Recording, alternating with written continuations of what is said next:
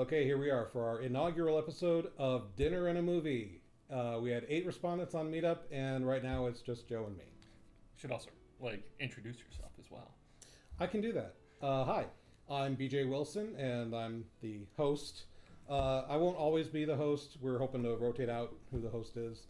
But for tonight, I'll be the host, and joining me is Joe McMaster. Yeah, from the Chicago Film Scene podcast. Chicago Film Scene. Woo! So tonight we are headed to the Landmark Cinema at Diversey and Clark. We're going to go see Jim Jarmusch's The Dead Don't Die with Adam Driver, Bill Murray, Tilda Swinton, Chloe Sevigny, all-star cast. And Jim Jarmusch is an interesting director. I'm really looking forward to this movie. I've liked everything that he's done in that I've liked that I've watched his movies, not that I would watch them multiple times. So his last film, I think his last film was Only Lovers Left Alive, and you've seen that? Yeah.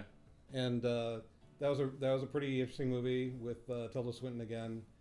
And who else was in that? Do you remember? Tom Hiddleston. Oh, really? Yeah, He played Adam. Right. So yeah, he's got good cast and always an interesting story to tell. So I'm looking forward to this, and it may just be Joe and me. We may meet up with others at the theater. We don't know. Either way, So- sounds like it's going to be more food for us. When we More get food back. for us. Yes, we're gonna have And more leftovers for BJ.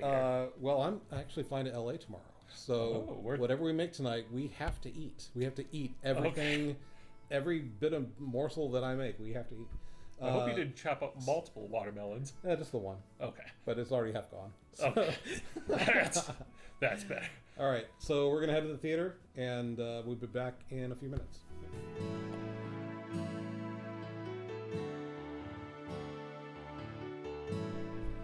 All right, we're back.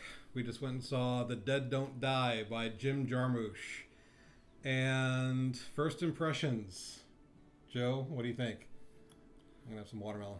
I would say could use a bit more structure. It could use a bit more structure. It could use a lot more story. Let's try to avoid getting into spoilers.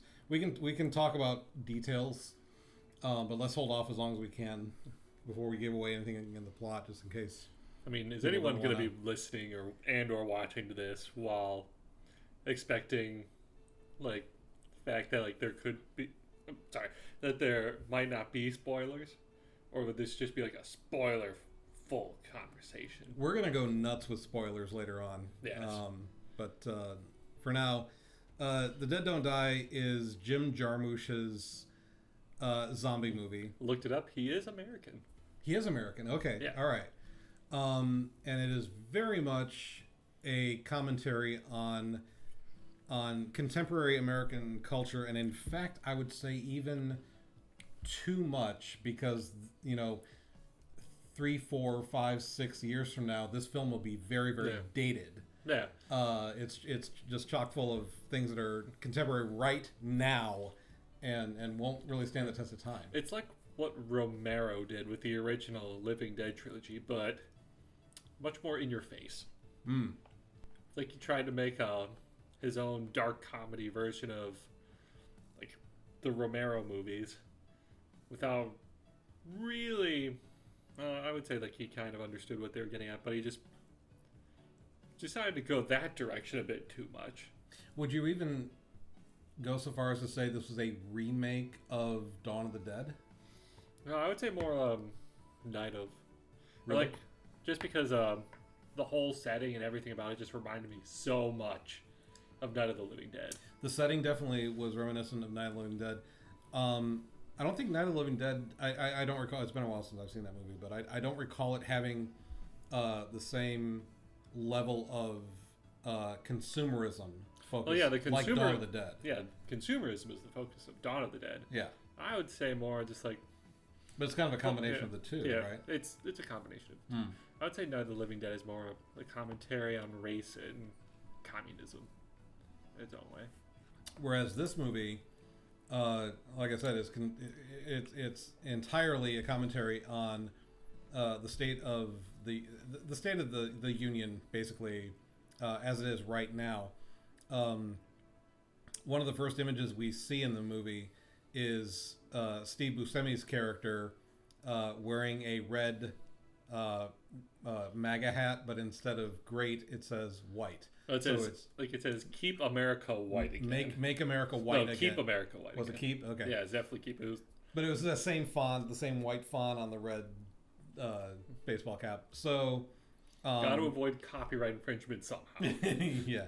The plot of the movie, as it were, the story focuses on a trio of small town sheriffs who have to deal with the sudden outbreak of zombies rising from the dead. They do give a bit of heavy-handed, not really backstory, but front story about polar fracking and how the polar fracking has tilted the Earth off its natural axis of rotation, and this is what gives rise to the zombies.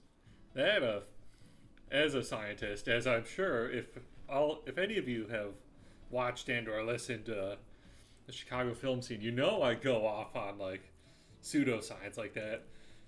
Like I could buy it in the case of the movie, but normally that would just mean that we would just be thrown at over 1,000 miles per hour in the direction of the Earth's rotation. But that's neither here nor there. Well, there was the axis tilt, and then every shot of the moon had that blue electricity. It's like an aurora on the moon. So I don't know if it was the polar tilt that caused the undead to rise or the stuff around the moon, whatever. It reminded me a bit of Night of the Living Dead, because like they never gave an explanation as to why. Something about a satellite. Yeah, the closest thing was like a satellite from Venus exploded in the atmosphere. Right. Yeah, so it's fuzzy on the science, but it always is in any zombie movie. It's like who cares? There are zombies. Yeah. Who cares? So we follow this trio of deputies played by Bill Murray, who's the chief, and it's so wonderful to see him in a movie again. Mm-hmm. Bill Murray had to do a little bit of atonement in my eyes after his participation in the 2016 Ghostbusters. Did you see that one? No. Okay, so Bill Murray's scene in the 2016 Ghostbusters, it comes late in the movie, like 3/4 of the way through the movie. He comes into the Ghostbusters office, he immediately sits down, and then within a span of like 2 minutes gets blown out of a window and apparently dies. I heard about that. Yeah, and that's like his entire scene in the movie. You could tell he didn't want to be there. He didn't really want to participate.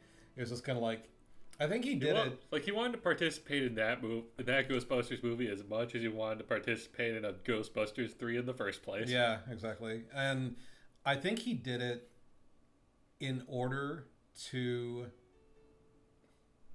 like ensure or do a little bit to ensure some sort of continuity from the original series and this new one. I don't know what his motivation was. Anyway, so Bill, I'd say he got a good paycheck for it. Hopefully he did for his 2 minutes of screen time. So yeah, Bill, I was very glad to see him in this movie. He had to make up for Ghostbusters, but he does it very, very well.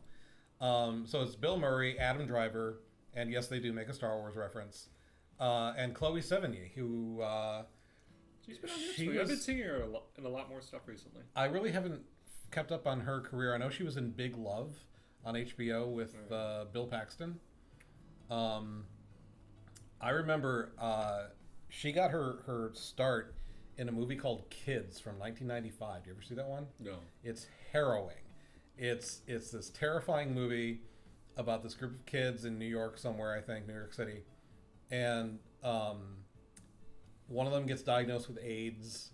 Ooh. And another one of the kids wants to have sex with as many virgins as he can. And so he goes and eventually hooks up with Chloe, who I think she's the one that's HIV positive. And he thinks that she's a virgin. And so after she gets drunk or drugged at a party, he basically rapes her. And that's like, the whole movie is like that. It's just sordid. Yeah, it's just really, really terrifying.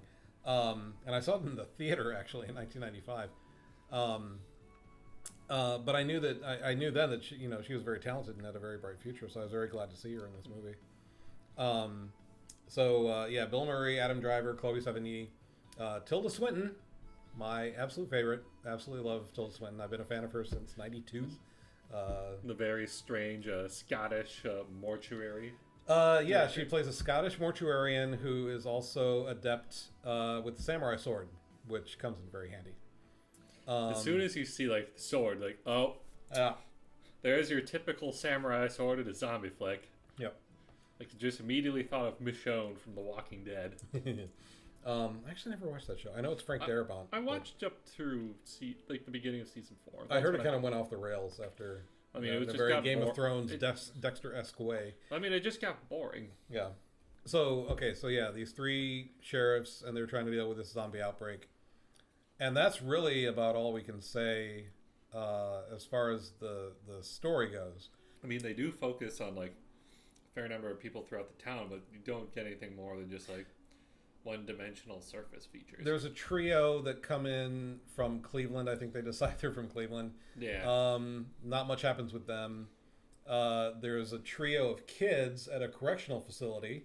You don't see how their story ends. Yeah, they just kind of run into the woods, and that's it.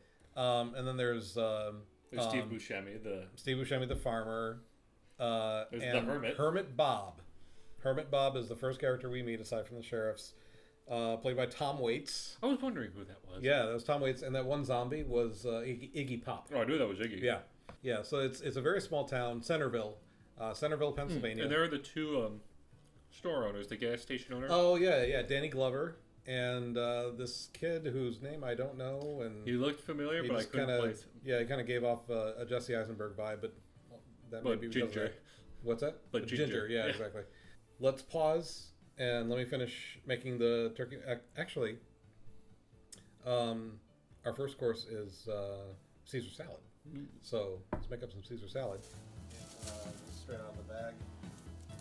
And we'll have this first, and then dig into the mac and cheese. All right. Sound good? Yeah.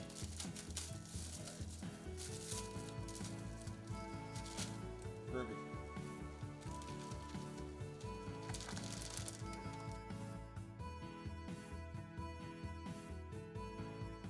All right, so we're back with our second course, Caesar salad, and we're going to start getting into the details of this movie. So spoilers from here on out, pretty much.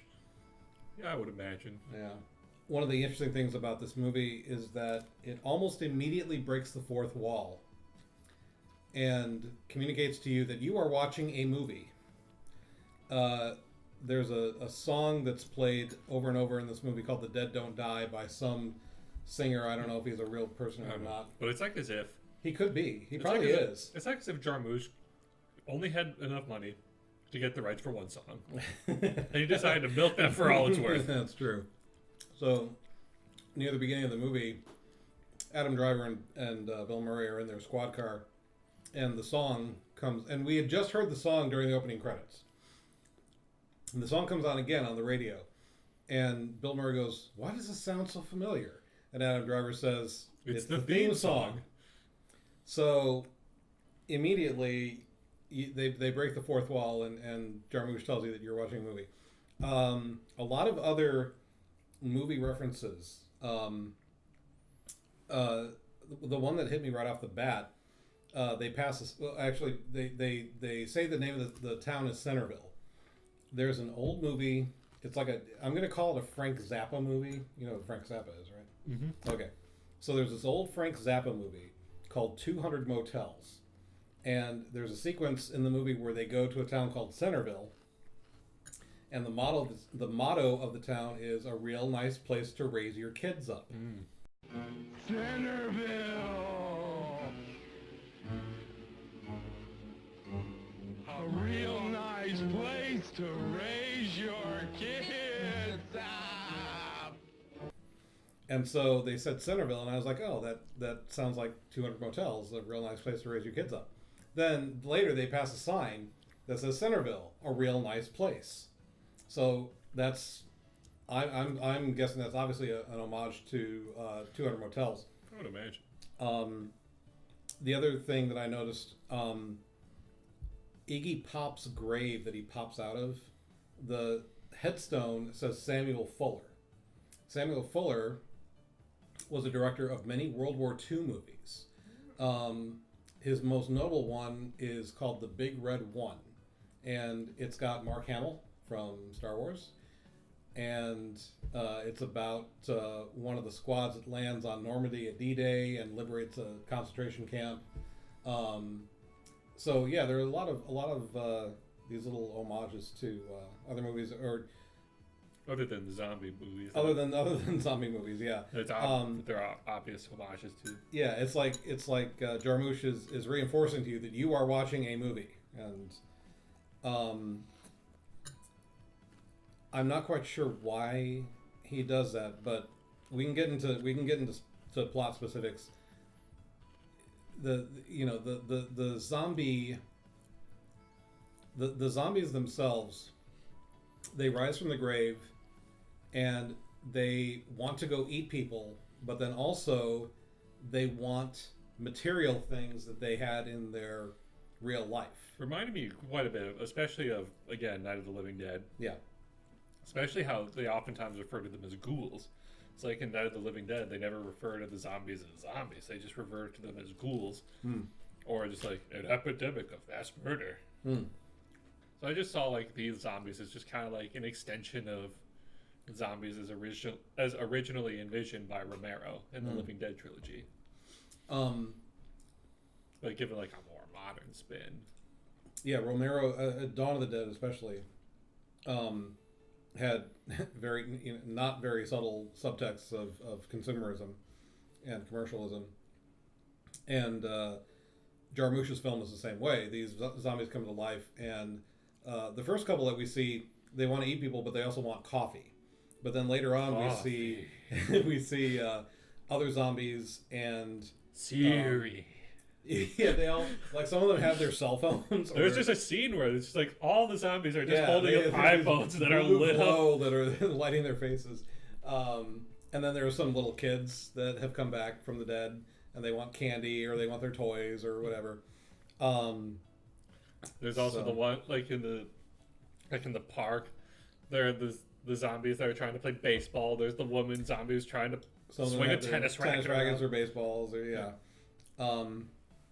And I wasn't sure at first if the zombies were meant to reflect Trump supporters, and then I realized Steve Buscemi had his hat on, so he's the Trump supporter in the movie, and the zombies are really just Americans. They're just. I would say I would lean more to that. Yeah, just consumer driven Americans. Yeah, it's not like these zombies are just yelling like refugees get out. So this is where I say that the movie is light on story. Oh yeah. Because there's not really a whole lot to talk about as far as it's the plot. It's just what happens in this town, Centerville, over the course of 2 days, really. Yeah. So these zombies start rising from the grave. Bill Murray and his squad have to deal with them, and they're not quite sure how to do that. Though they do accept the possibility that it is a zombie outbreak very quickly. Yeah, Adam Driver's character pretty much right off the bat, he says, I think it's zombies. What was it, wild animals? So what are you thinking? I'm thinking zombies. What? You know, the undead. Ghouls. But knowing what we know at the end of the movie, it makes a lot more sense. Why he would know that. Yes. Yeah. There's really not a whole lot of story here. Yeah. It's basically this trio trying to deal with the zombie outbreak, and they don't even really have a mission as far as, they decide to get in their cruiser and cruise around, but with no real purpose in mind. No, they're just like, we're just going to patrol. Yeah, just going to patrol the neighborhood. For what? I mean, they're not going to, they don't really go out and warn people. They don't go out and start systematically killing all the zombies. They don't treat the zombies as just like mailboxes that they gotta like knock over while they're driving by. They're really, the cops are really just kind of a framing device around which they hang these interactions with the zombies or I'd say they're the linchpin, just because everyone at some point pretty much interacts with the cops, except for I'd say the children. Yeah, you need the protagonists. Yeah. But they don't really do anything. That's the other thing. Yeah, these kids. There's a trio of kids two girls and a boy, and they're in some correctional facility. You don't know why they're there. They don't seem particularly ill-behaved, but they're just there in this concentration camp, much like what we have on our southern border today. So this is Jarmusch's commentary on the fact that we're detaining kids in concentration camps on the southern border. I thought more just like prison. Like, it reminded me a lot of like the halfway homes you hear about for like how a lot of criminals grew up in that hardened them into like the monsters that many of them became. But these kids just seemed like rather innocent.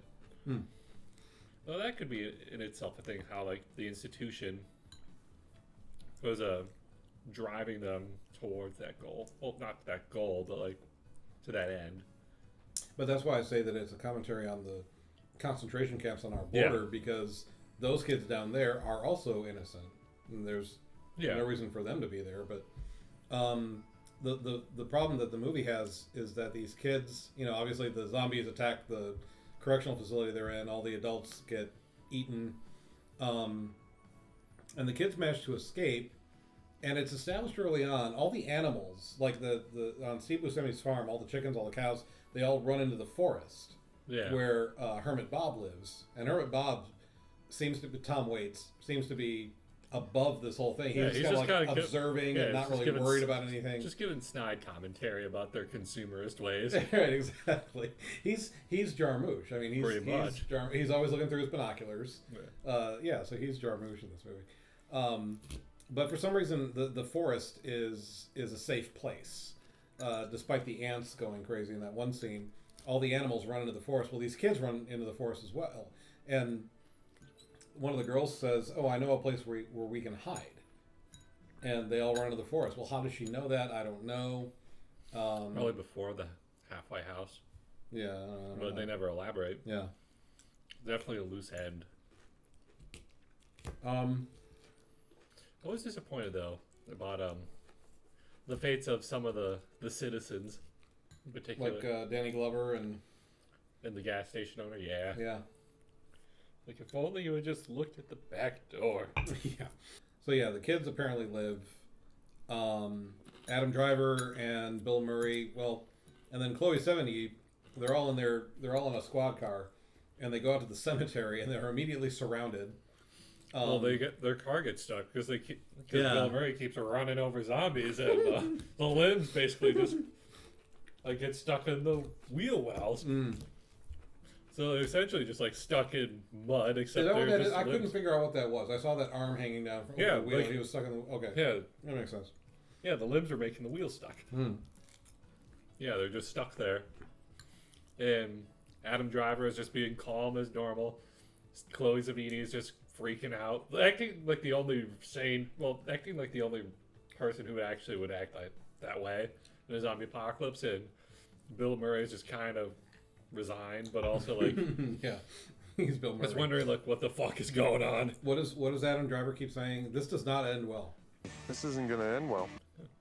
He keeps saying this does not end well. And there's a scene where Chloe Sevigny sees her grandmother. Her grandmother comes up to the squad car, and she completely loses it and basically commits suicide by leaving the car and being eaten alive immediately. I'm surprised she did. Like, she had a gun. I'm surprised she just didn't blow her brains out of the car. It'd be better than like being turned into a zombie. Well, I think she thought she was going to save her grandma or something like that. She just completely lost it. I guess that reminds me a bit of again, Night of the Living Dead. The main woman who's like catatonic the whole movie. Well,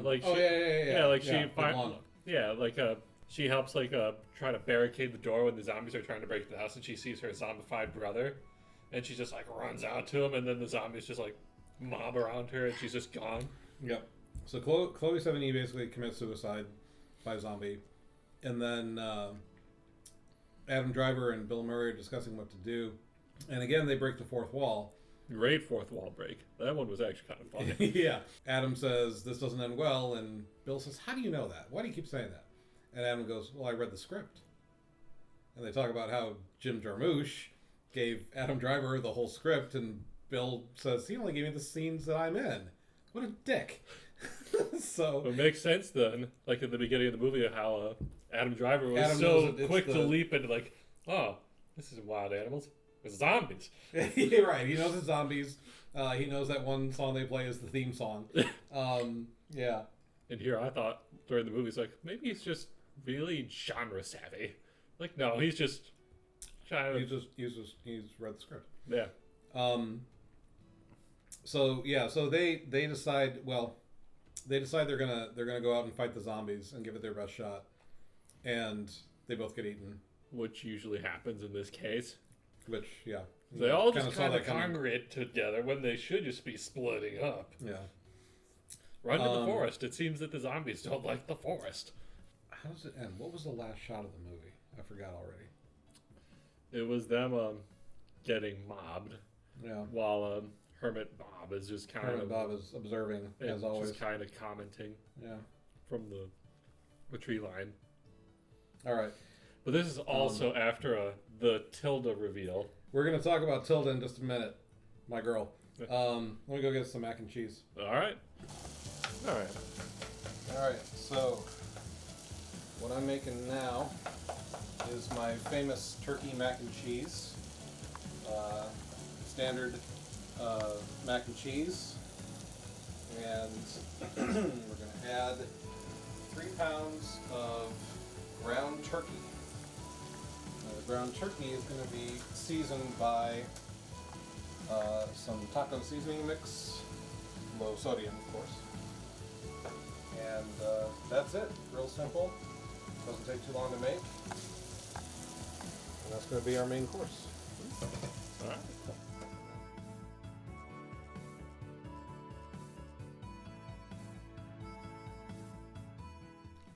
All right, so third course. Third? Yeah, we had watermelon, Caesar salad, and now we're having my famous turkey mac and cheese. And let's talk about Tilda Swinton. I thought her role was going to be pretty small, but it turned out to be pretty big. Yeah. And I was pretty happy with that. She was definitely a highlight of the movie. So I think it helps that she's is she a frequent Jarmusch collaborator? she was in Only Lovers Left Alive. She was in another movie that Jarmusch did with Bill Murray called Broken Flowers. She was in it for like 15 seconds, and then that was the last we saw of her. I don't know what other Jarmusch production she's been in. I don't really know his oeuvre that well. I love being able to use that word. Yeah. Oeuvre. Yeah, I don't know much. I don't know much of his filmography either, other than Only Lovers Left Alive. Yeah. I absolutely love Tilda Swinton. I have been a fan of hers since 1992 from a movie called Orlando, which everyone should see because it's wonderful. Have you seen Endgame? No. I know that she was in Doctor Strange, and I saw that one. I'm not really big on comic book movies. Well, she's in Endgame. Yeah, I heard that she came back for that one. Yeah. So in this film, Tilda Swinton plays Mortuary. a Scottish mortuarian who, for some unknown reason, has relocated to Centerville. I don't know why she. Everyone there, comments that she's a strange one. Yeah. Would you call it platinum blonde hair or bleach blonde hair? Or... I would say bleach blonde. Yeah, long, straight, bleach blonde hair. And very bleached eyebrows to the point where you don't even notice. Like, they're not even visible. I hadn't noticed that, but yeah, that's a good point. It helped give off like a more unearthly vibe. Which she does on her own already. Yeah. And proficient with the samurai sword. So kind of like a Kill Bill homage in a way. The blonde samurai warrior. She speaks and walks in a very clipped manner. Almost robotic. Almost robotic, and she addresses people by their full names. Bill Murray's character was Cliff Robertson. And if I'm not mistaken, that's an actor. Do you think everyone in this movie is just named after an actor or someone? Well, that's what I was wondering, because she says Cliff Robertson, and yeah, he was an American actor. Yeah, so she is the local mortuarian. proficient with samurai sword, and of course she has her samurai sword on her when she's dressing a couple bodies for a Well, it funeral. seemed like as if her, like the room where she was dressing the bodies is right next to her dojo. It's like they're adjoining rooms. It's like if we were to walk out of this living room, you would have a dojo. Or a mortuary. Yeah. In the scene where she's dressing the bodies, she's putting the most garish makeup on these two corpses. Like almost David Bowie-esque. I was trying to think. Is Jarmusch saying that she's not particularly good at her job, or does she had like a fashion magazine or some kind of art magazine that she was basing her makeup on. Remind me of like a more garish Ziggy Stardust. Okay. And actually, I think Tilda Swinton collaborated with David Bowie on a music video, and I don't remember for what. That would not at all surprise me. Yeah, it wouldn't surprise me either. And when the zombie outbreak occurs, she's the most capable of dealing with it, and basically just struts around the town without a care in the world with her samurai sword, dispatching zombies left and right, and makes her way to the police station, and volunteers to stay behind at the police station while the other three go out and patrol the neighborhood in their patrol car. Now, I don't understand what her motivation is for doing that. I don't understand what she plans to accomplish doing that. But then there's the scene where she sits down at their computer and begins hacking in the most cliched manner possible, like you'd see in CSI Miami or whatever. Yeah. And I don't remember what the purpose of that scene was. Where did that go? I don't think it went anywhere. Well, I will say that, like, what we know of Tilda by the end of the movie, that the fact that we don't know her agenda kind of plays into that. Should we just go over the reveal? Yeah, absolutely. Go ahead. All right.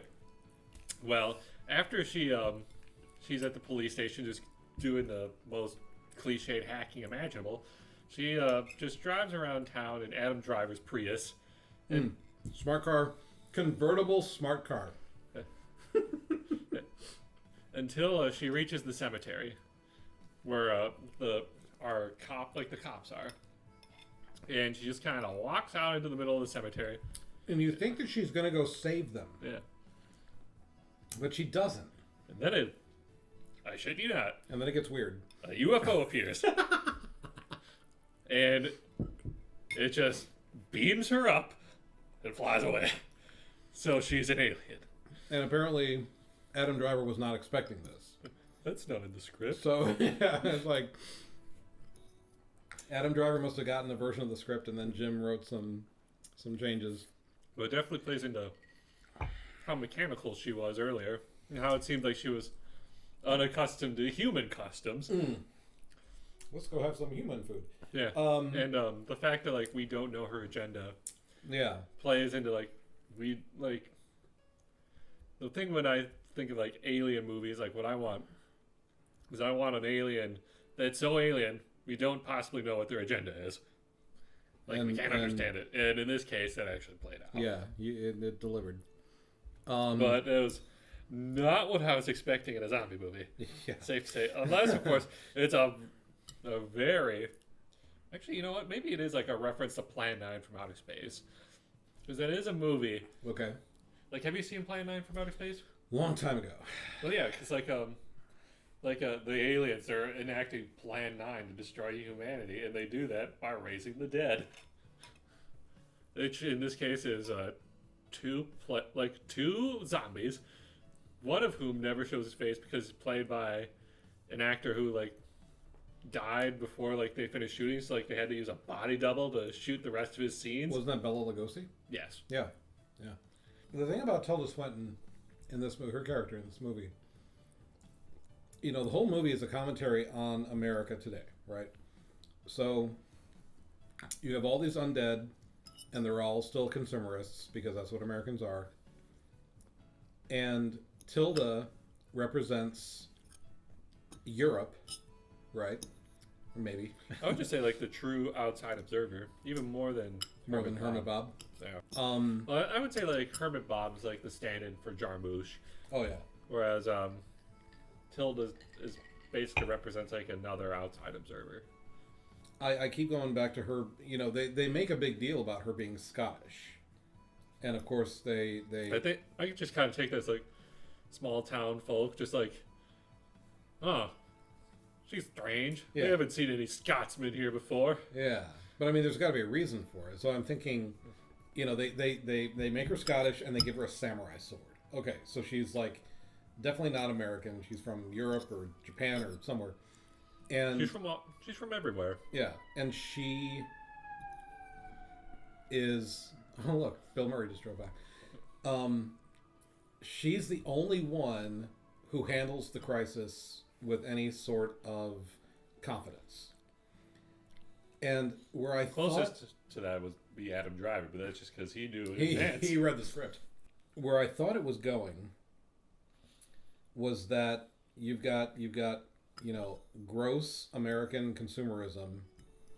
We're eating ourselves. We're eating each other. And in this movie, literally. And the only thing that will save us is European-style socialism. That's where I thought the movie was going. But then Tilda goes to the cemetery and gets beamed up by a UFO, and doesn't even save Adam Driver and Bill Murray. You know, the UFO comes down. It's like, fuck everyone She's- here, she's I'm out. Got her sword in her hand. She's dispatched numerous zombies by this point. The UFO comes down. She sticks her sword in the ground and then just beams up and flies away. So, is Fuck that you, Tilda. well? Is that No, is not that helping us out. Our European allies going to abandon us in our hour of need? I don't know. I didn't think about it that deeply, to be honest. If I'm right, if Tilda is representational of European-style socialism, and Europe doesn't practice socialism, I know that. Don't write in. Not all of you, at least. Then the three kids from Cleveland, do they represent like the? I guess you could call it the East Coast intellectual. Yeah, the liberal. East Coast of Cleveland. Right. It is a coast. It has a coast. Barely. From a story plot perspective, that was kind of shocking and kind of disappointing as well. You have these three kids, who drive in a classic Romero car from Yeah, they Night of the even Living mentioned in the Dead. movies like, man, that's such a Romero. That car just screams Romero. this is like the least subtle movie I think I've seen in a long time. Yeah. Clan They're going the Looney Tunes explanation of just dropping an anvil on your head. So yeah, these kids come in from Cleveland, and there's a moment early on where the girl Zoe, which means life, by the way, and I wondered where that was going to go, and it turns out that all three of them get killed off screen in their hotel room by zombies. I would assume by the hotel, like the motel owner. Yeah. He walks out of the room and he's got one of their arms. Yeah. Yeah, and he's chewing on their arm. So, intellectual liberalism isn't going to save us. European socialism isn't going to save us. Law enforcement isn't going to save us. And extraterrestrials. Extraterrestrials are not going to save us. So, We are just fucked. yeah, it's like Adam Driver is right. This is not going to end well. And like Chloe 70, she keeps saying, "I'm in a nightmare. I just want to wake up. I just want to wake up." And that's the state of America, is that we're in this huge nightmare. We just want to wake up. Yeah. I think it'll be worth a rewatch just to like try to pick up on more of these themes, because I know I tend to like pick up stuff more once I've actually watched it. What would you say your final thoughts on The Dead Don't? Like, Well, let's have ice cream and talk about final thoughts. okay.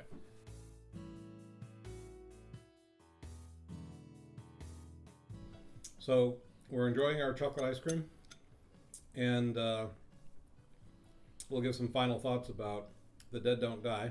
You want to start? I would say there are some good, like I did laugh a fair amount throughout the movie.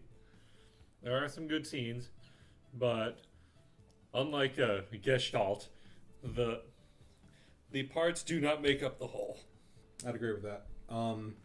It is very light on story, almost to the point of not having a story at all. It reminded me a lot of a Hail Caesar in that regard, but with even less structure. Imagine being at a bar with a friend who you like, and your friend is bemoaning the state of American politics, and so he rants at you for 90 minutes about the state of American politics, but he rants at you in a very creative way, and that's this movie. This is Jim ranting for 90 minutes. Now, on your personal rating scale, how would you rate it?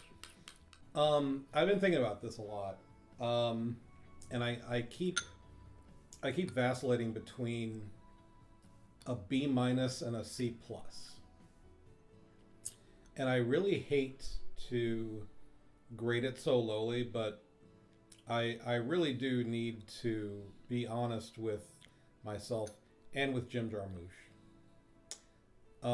You can do better. Yeah, he has done better, and I get what he's saying, and I agree with what he's saying, but I don't think that a reasonable political stance necessarily translates into a well-made movie. Yeah, I think there is a good movie that could be made about the Trump administration.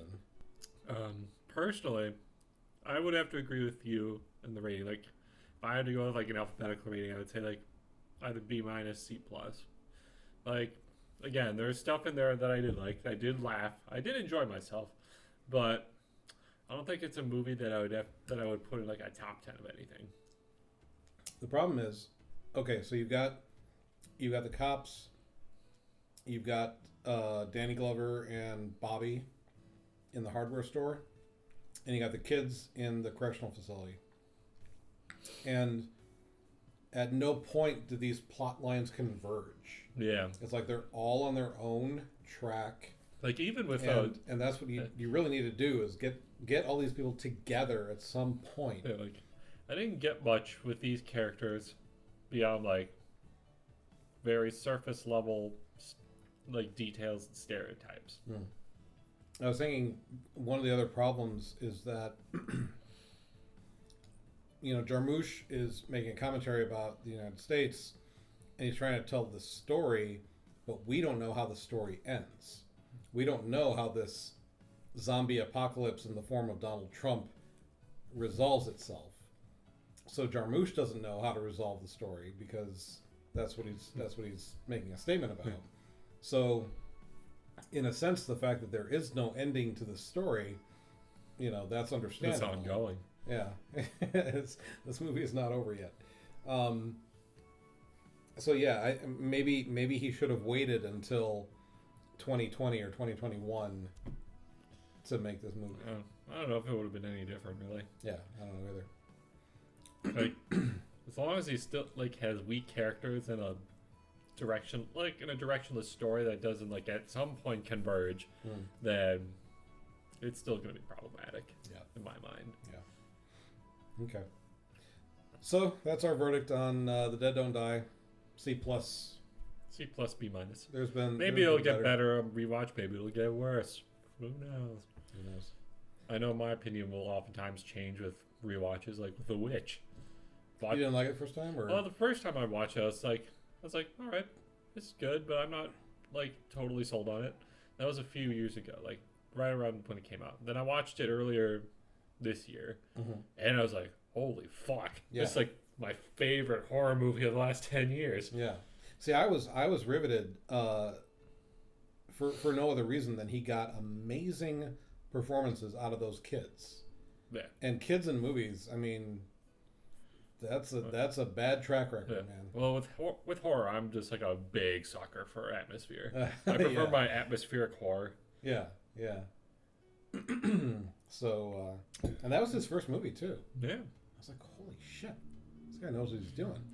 Horror is a great like a field for new filmmakers. Yeah. That's true. If I write a feature, that's probably the genre I'm going to write first. You're gonna write a horror movie? Okay. Yeah, because it's easiest to produce. Yeah, that's true. Okay, so we're gonna sign off. I've been BJ Wilson. I'm Joe McMaster. We All right. both are from the Chicago Film scene. Be sure to check out our other stuff, like the podcast, the Chicago Film Scene podcast, where we just kind of drunkenly talk about topics in film and TV.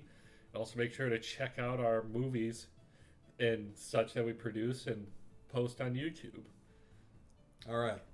So thanks very much, and we'll probably do this again in about a month or so. Yeah, I'd say so for now. So Once we get into the rhythm, then we'll start looking at increasing the tempo yeah, of our releases.